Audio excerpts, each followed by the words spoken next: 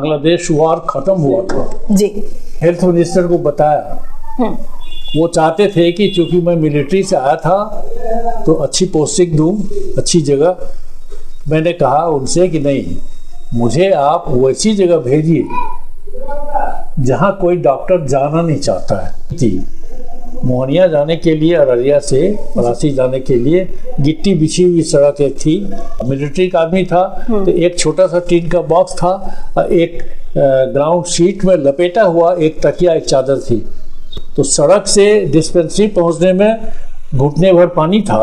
Doctor थे वो हाथी से गए थे, हाथी से गए थे तो हाथी ही फंस गया। उसको निकालने के लिए पूरे गांव वाले तबाह हो गए।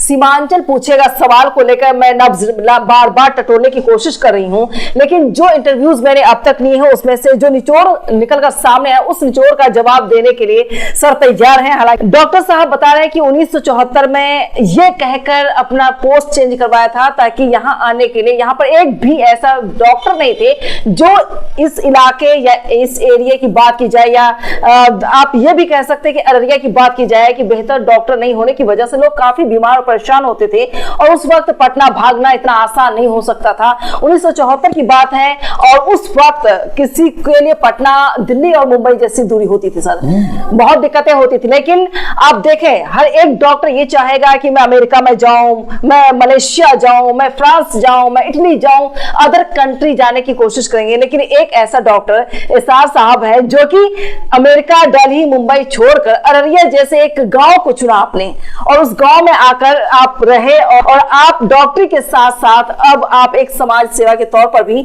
अपने इस धरातल को इसमें की भी कोशिश कर रहे हैं कि ताकि यहाँ के लोग जो हैं उन्हें अच्छी समझ हो, वो कम्युनिटी हो, एजुकेशन को लेकर हो, एम्प्लॉयमेंट को लेकर के हो, तमाम चीजों पर आपकी नजर है। सबसे पहले सर आपका स्वागत करूंगा मैं न्यूज विन पर। धन्यवाद जी सर, आप ये बताएं कि 1974 में मैं स्टोरी भी जानना चाहूंगी ताकि लोगों को पता चले कि आप किस तरह से यहाँ पर पहुंचे हैं। 1974 में आप अररिया को क्यों चुना?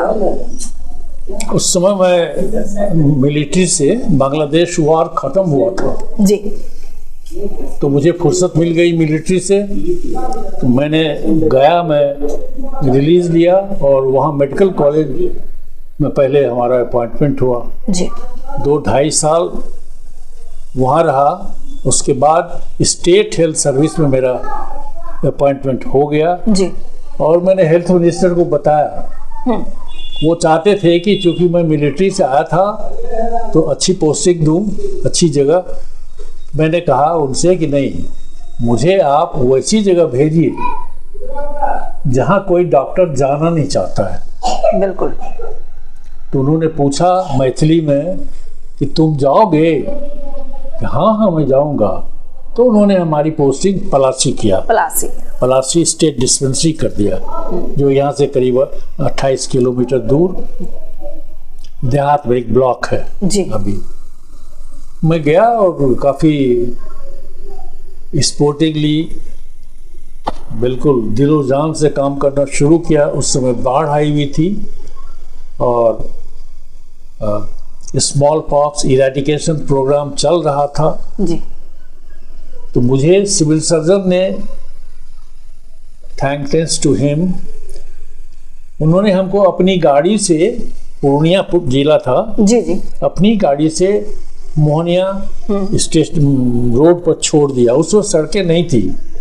मोहनिया जाने के लिए, अररिया से पलासी जाने के लिए गिट्टी बिछी हुई सड़क एक थी, खाली यही रोड थी जो डिफेंस रोड है जी जी, मेन रोड यहाँ से जोकी तक।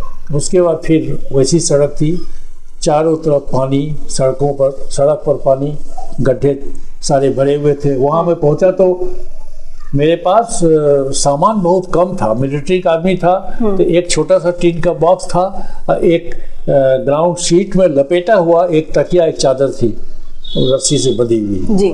तो वो जाके उन्होंने उतार दिया और उन्होंने पुकारा वहाँ के स्टाफ को, उस डिस्पेंसरी के स्टाफ को, वो स्टेट डिस्पेंसरी थी मोहनिया, तो वहाँ के स्टाफ को पुकारा, आ जाओ तुम्हारे डॉक्टर आ गए हैं।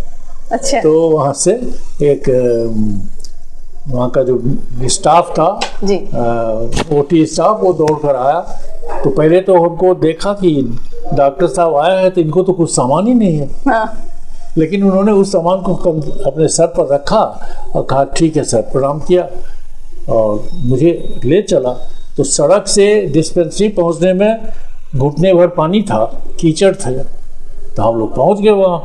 हाँ, वो पूछता था बीच में कि आपको दिक्कत तो नहीं होगी सर, यहाँ गड्ढा आ गया कि तुम चलो हम ठीक हैं। तो वहाँ पहुँच गया और फिर रहने लगा। लेकिन स्थिति ऐसी थी, उस समय स्मॉल पॉक्स बहुत बड़ा हुआ था, उसका इरेडिकेशन प्रोग्राम चल रहा था जी। तो जाते ही मुझे खबर लगी कि डेहटी पंचायत में काचमो और इस सब एरिया बहुत पानी था। पानी का यहाँ पर जो बाढ़ आती है तो बाढ़ का उस समय जो पैमाना हुआ करता था बांस, एक बांस पानी है। अच्छा। बैम्बू जितनी लंबी होती है वैसा वही एक बांस पानी है अभी रास्ते में जो रिवर है। तो मैंने मुखिया जी को कहा, वहीं से टेलीफोन तो था नहीं, मैंने उसको भेजा, एक आर्डरली को भेजा कि जाके बताओ कि हम कल आ रहे हैं। तो जाके कहा और मैंने कहा था एक नाव रखिएगा। मैं थोड़ा सा डिटेल में इसलिए कह रहा हूँ कि उस समय स्थिति जो थी जी जी वहाँ से यहाँ कैसे पहुँची है, बेहतर है कि वैसे ही है।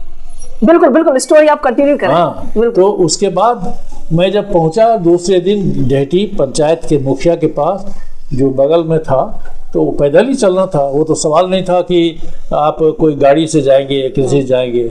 उसके पहले एक जो डॉक्टर थे वो हाथी से गए थे, हाथी से गए थे, तो हाथी ही फंस गया।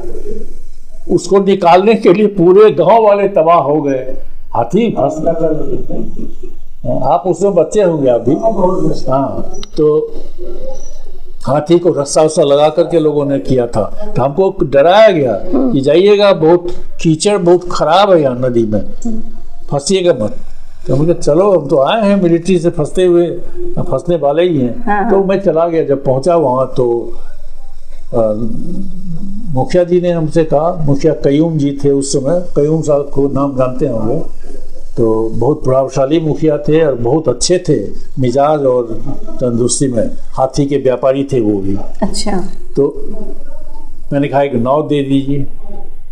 तो उन्होंने कहा डॉक्टर इस समय नाव लीजिएगा, उस समय 4 बज गए थे हमको पहुंचने में। तो अच्छा, जहां से आप निकले वहां तक मुखिया तक पहुंचने में इतना टाइम लगा? इतना समय लग गया। कितने घंटे? 12 बजे हम निकले थे जी। पानी था, कीचड़ था। 4 बजे। हाँ, पहुंचते 4 घंटे लगे। 4 घंटे। हाँ, उसके पहुंचा तो वो मुखिया ने कहा ठीक है, हम बुलाते हैं नाविक को भी। नाविक और नौका दिया हमको, उससे हम लोग चले। तो काचमो एक छोटा सा बस्ती, अब तो बड़ी बस्ती हो गई, उसमें एक छोटा सा टोला था और चारों तरफ से बांस भर पानी से घिरा हुआ। लेकिन स्मॉल पॉक्स का इरेडिकेशन था, अगर एक भी कड़ी टूटेगी तो इरेडिकेशन नहीं होगा, बिल्कुल खत्म करना था जी। तो किनारे में पहुंचा, 1-2 वैक्सीनेटर को लिया, बाहर के भी वैक्सीनेटर ले लिया। तो पहुंचने के बाद लोगों को मालूम पड़ गया कि वैक्सीनेशन करने आ गया। अच्छा। भागना शुरू किया। क्यों? डर से कि हमको लगा देगा सुइया। अच्छा। सुई लगाएगा।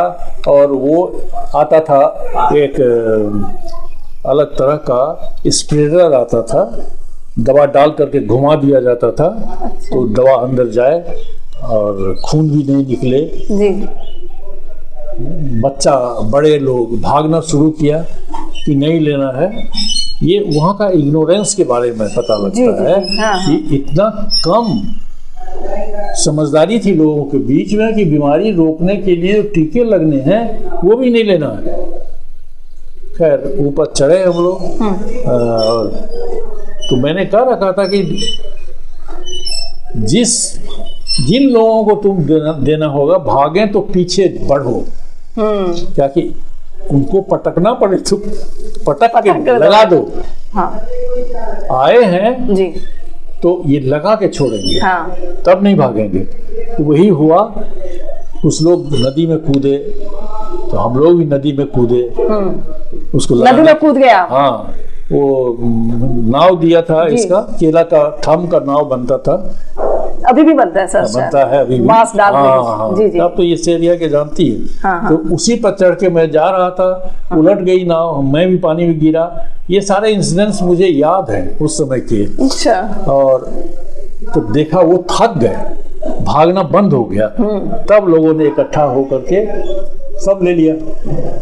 तो आए तो दूसरे दिन हल्ला हो गया कि आर्मी का डॉक्टर आया है, वो छोड़ेगा नहीं, अच्छा, स्मॉल पॉक्स का टीका लगाएगा ही। तो इस तरह से हमारे काम में बहुत सहूलियत हो गई उसके बाद काम करने में। तो वहाँ करते रहे हम लोग, मलेरिया, कालाजार में भी बहुत ज़्यादा रोगी थे, लेकिन उस समय तक वहाँ पर 5-7 ही रोगी का रिपोर्टिंग हुआ। अच्छा। वहाँ से जी। तो हमने डाउट किया कि ये 5-7 तो है नहीं, जितने सारे बुखार के केस हैं उसमें से काफ़ी केस कालाजार के हैं। जी। स्मॉल पॉक्स का इरेडिकेशन हो ही रहा था, कालाजार का भी इरेडिकेशन करना था। तो कालाजार बुखार आया और स्प्लीन और लीवर बढ़ता था, और वो आते आते बुखार बहुत दिनों तक चलता था, फाइनली वो डेथ भी होता था। लेकिन वहाँ उस समय में 10-20 लोग ही मरे थे और डायग्नोस्ड हुए थे। तब फिर हम लोगों ने वही किया, हमने कि 1 महीने तक लगातार 1 से 1,500 सैंपल गांव-गांव जा कर के लिया ब्लड का, और उसमें केस डिटेक्ट हुआ। हमको जैसा याद है कि 380 के करीब केस पॉजिटिव निकला। जब मैंने सिविल सर्जन को कहा जी 180 है, तो सिविल सर्जन हंसने लगे, कहा कि आपके यहाँ तो सबसे बुरी हालत है, पहले तो कुछ नहीं था, आपका आते ही इतना हो गया। तो उसमें जो डिस्ट्रिक्ट मलेरिया अफसर थे उन्होंने कहा कि एक ही उपाय है, डॉक्टर एसआर झा को वहाँ से ट्रांसफ़र कर दीजिए, वहाँ का इरेडिकेशन हो जाएगा। क्यों? रिपोर्ट नहीं होगा केस। ओहो। मैं जो रिपोर्ट मैंने किया अपने से सैंपल लेकर, तो रिपोर्ट हुआ, तो उन्होंने कह दिया यही कि रिपोर्ट हो रहा है, इसीलिए हम लोग समझते हैं कि बीमारियां हैं।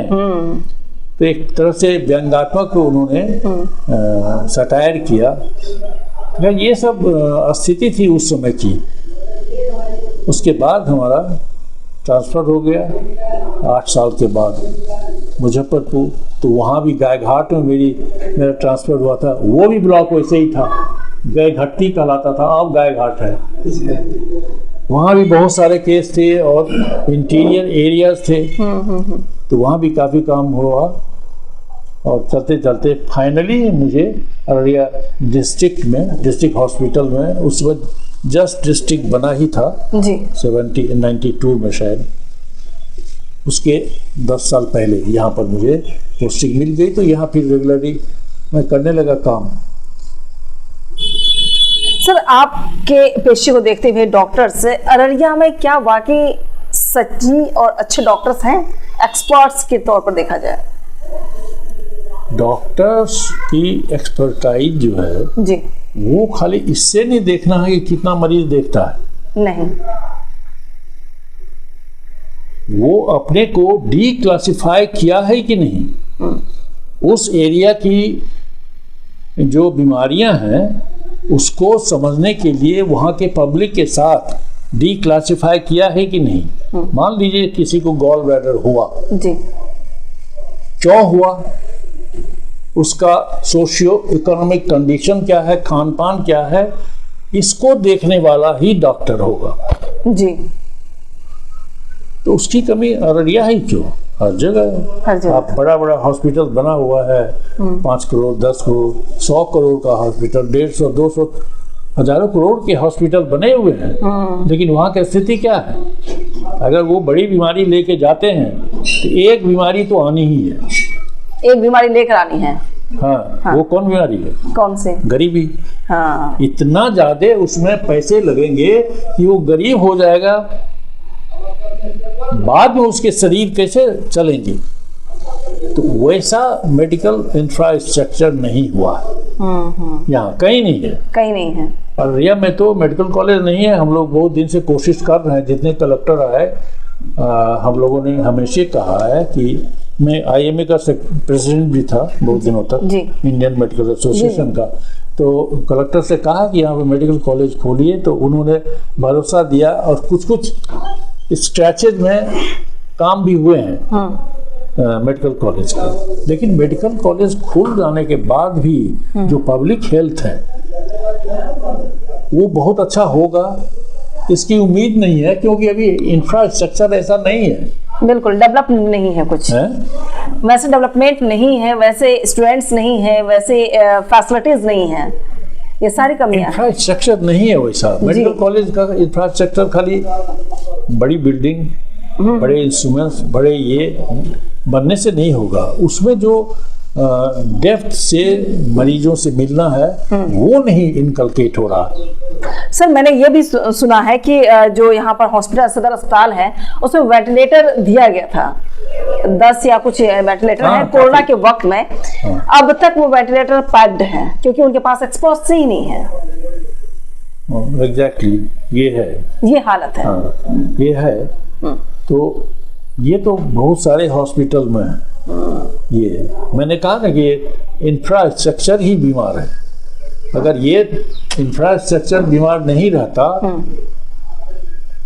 तो कोरोना का स्प्रेड जो हुआ जी वो पहले रोक सकता था। बिल्कुल। अभी भी हम लोग जो कोरोना केस देखा या देखते हैं तो उसमें वो लोग ज्यादा बीमार हैं, वो लोग ज्यादा परेशान हुए हैं जिनका नॉर्मल हेल्थ, जनरल हेल्थ बहुत खराब था। बहुत खराब।